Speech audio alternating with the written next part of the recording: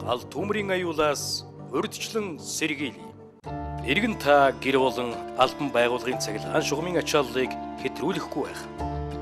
Бишин зуух яндангийн эвдрэл гэмтлийг засаж хамгаалалтын төмөр ашиглан галын аюулгүй байдлыг хангах. Зогтой үнс нурма ил задгаа асгалгүй тагтай төмөр савнд хийх.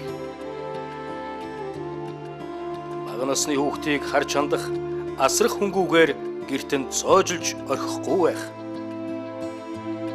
Тамхи, шүдэнц, лааны галыг бүрэн унтрааж байх. Гэр болон байшин хоорондын галын аюулгүй зан хэмжээ 5 метрээс багагүй байх. Айл өрх бүр гал унтраах анхан шатны багаж хэрэгсэлтэй байж ашиглаж сурсан байх. Онцгой байдлын ерөнхий газар.